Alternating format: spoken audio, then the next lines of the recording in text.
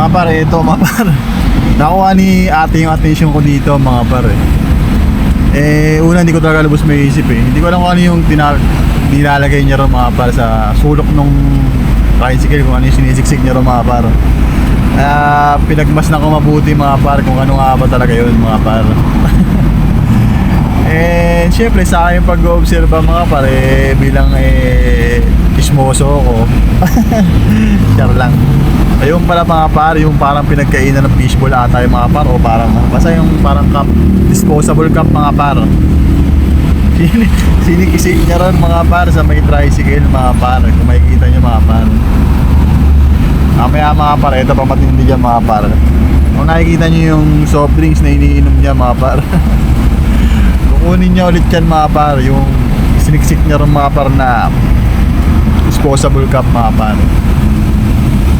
Ayan mga par, kinuha niya na oh. Ayan mga par. Kaya mga par, parang napansin niya kasi ako dyan na nakatingin ako sa kanya eh. Kaya parang nahiya na siya at hindi niya na binalik. Kaya mga par, binabalik niya mga par oh. Pero parang hindi na ata niya naibalik. Kaya mga par, ang bandang huli nito inawakan na lang niya. Nakita niya yata ako mga par natingin sa kanya. Kaya parang nahiya na sa akin mga par. Ayan mga par, share ko lang mga par. Nakapansin ko na yun, nakapansin-pansin kasi. Hindi ko alam kung ano yung hindi ko alam kung ano yung sinisiksik niya ron mga par. Ayan mga par, good vibes na mga par. Good vibes na mga par. Shoutout dito kay ate. Good vibes na good vibes sa'yo ate. And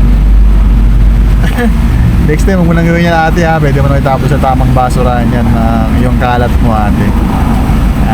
Yun mga par, sinare ko lang yung aking nakita, pampagood vibes lang syempre sa atin mga par. Ayan, ingat kay ate na nasa tricycle buha biyahe, and sa ating mga nakamotor, ride safe mga par.